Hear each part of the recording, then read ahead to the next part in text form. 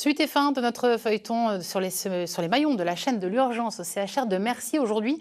Pour ce 4e épisode, direction le bloc opératoire. La plupart des interventions sont programmées, mais chamboulées quotidiennement par celles qui n'attendent pas. Valentin Piovesan et Valentine Heitz ont pu suivre la prise en charge d'une patiente en traumatologie. Alors attention, certaines images de ce reportage peuvent heurter les personnes sensibles. Bonjour, messieurs, dames. Bonjour, madame. On y va, on va aller aux salles d'anesthésie. Cette dame a chuté dans les escaliers. Elle s'est fracturé le poignet droit. On va aller dans la petite salle pour anesthésier le bras. Après un passage aux urgences la veille, ce matin-là, elle doit se faire opérer. Donc vous avez quand même encore une demi-heure, 3/4 d'heure. La patiente souffre d'une fracture déplacée de près de 50 degrés. Voilà, je vous laisse vous allonger. Sans opération, elle pourrait garder de lourdes séquelles.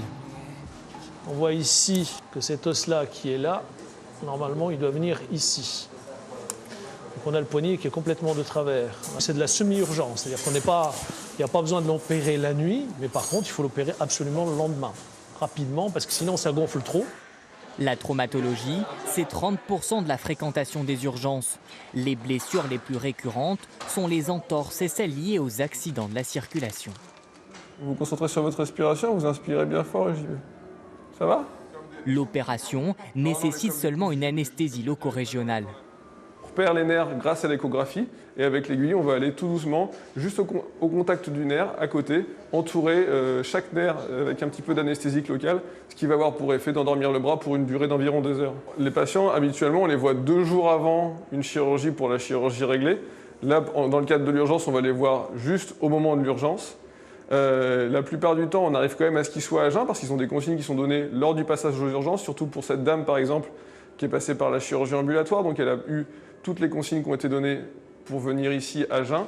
Et après, du coup, on les voit en consultation et on détermine avec eux la stratégie pour l'anesthésie la meilleure pour eux.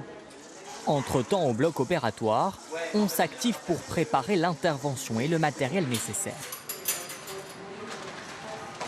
On a tout, les boîtes chirurgicales pour travailler, on a même les gants qui sont prêts, on a tout. Et on a tout le matériel qui est déjà préparé. Les champs opératoires, les casaques, elles savent qu'on est 2 à s'habiller. Et puis on a même la boîte pour les petites plaques.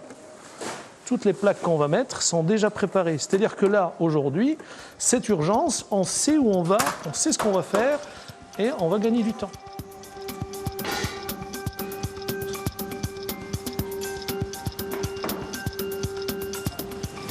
Historique. Merci. La chirurgie d'urgence est prise en charge dans les salles spécifiques avec un personnel formé par domaine.